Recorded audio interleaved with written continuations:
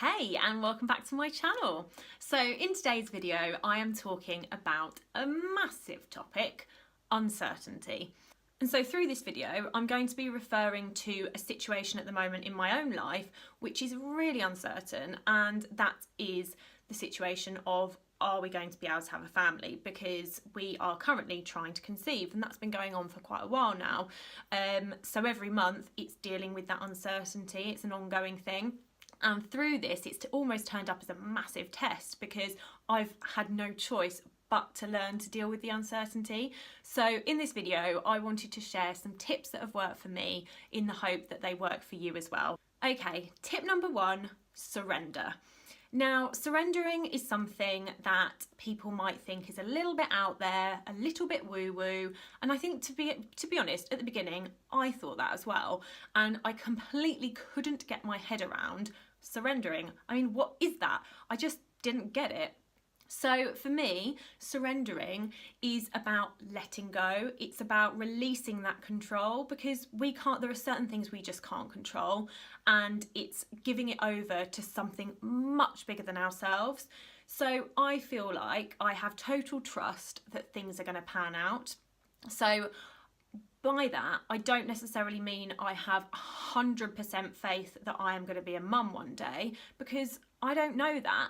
I do feel quite certain things will work out in a positive way. So whether that's I am a mum or whether there's something else out there for me, who knows? So surrendering is a really big topic. So I will link below some resources of things that have given me a bit more information about it and things that have really helped me.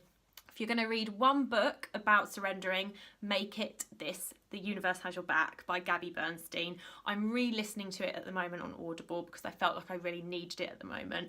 And yeah, it's a game changer. Definitely read it. So tip number two, distraction. Now by that, I don't mean to block it out. Whatever it is that you've got uncertainty around at the moment, I'm not saying to put it in a little box and never think about it, because that's not healthy. You need to allow yourself to have those thoughts and have those feelings, but be conscious of where your focus is going. When I first started trying to conceive, I was obsessed with looking online, Googling, looking on all the trying to conceive forums, and feeling like I was just basically, my head was in this whole new situation that I found myself in. And to continue doing that month after month after month would have been totally exhausting and not very pleasant, and I would have kind of sacrificed so many other things. So for me, I really make a conscious effort to throw my energy elsewhere.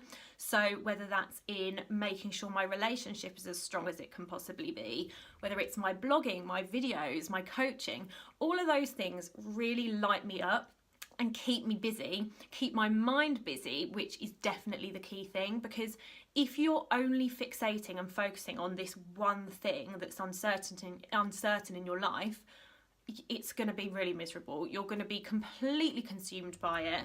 And by giving yourself other outlets, other distractions, it's a really good way of just keeping your mind busy, which is definitely key when it comes to uncertainty. Okay, so tip number three, visualize the best possible outcome.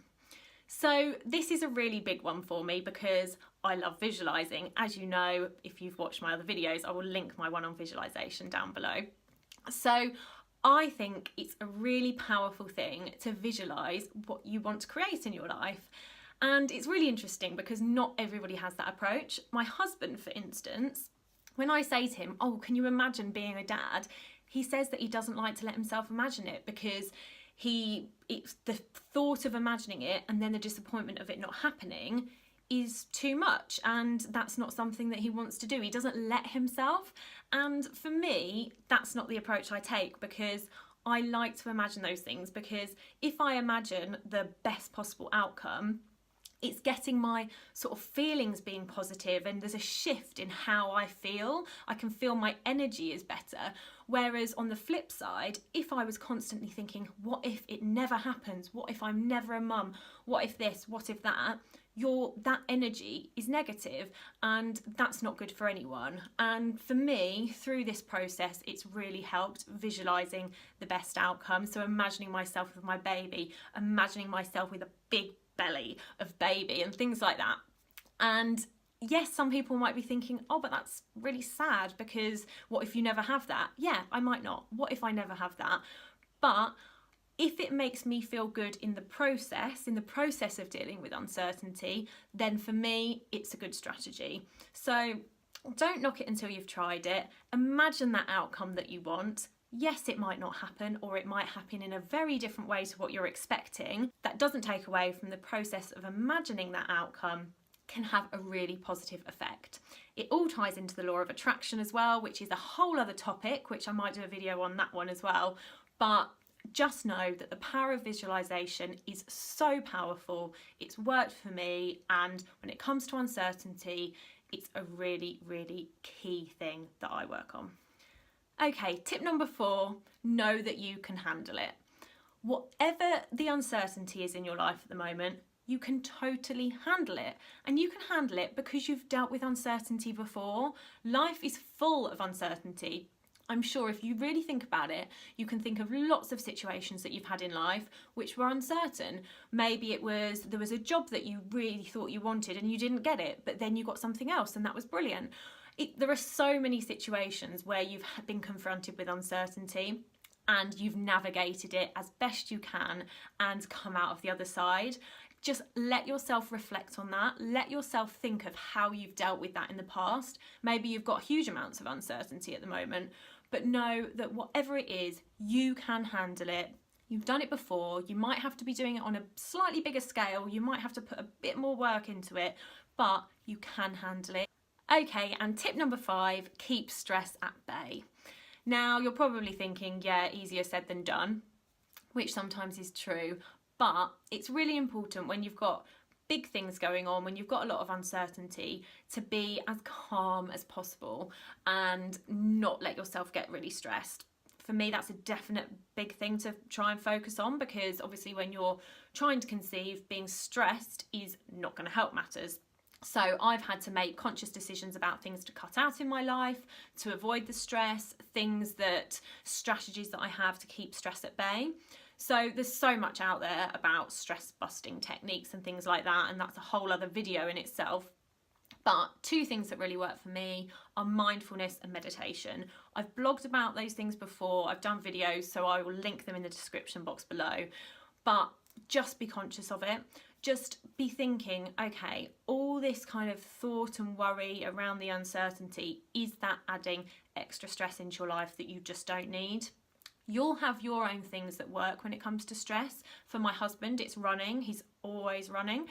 But for somebody else, it could be something totally different. We've all got our own strategies and our own ways of dealing with uncertainty and dealing with stress. So find what works for you and just be conscious of when you are getting stressed, when you are getting uptight and anxious, and then look into ways that you can keep that at bay and keep yourself as calm as possible. So those were my 5 tips. If you want any more information, if you want to chat to me about anything, comment below, or find me on social media, email me. My contact details are all down below in the description box. I would love to hear from you. It's always great to get conversations going about these things, because things that work for me might be totally different from what works for somebody else, and I'm always keen to hear everybody else's tips as well. So do get in touch. I would love to chat to you. So thanks so much for watching, and I will hopefully see you again very, very soon. So yeah, good luck with everything and see you soon. Bye. No, not done yet. I'm on to the 5th tip.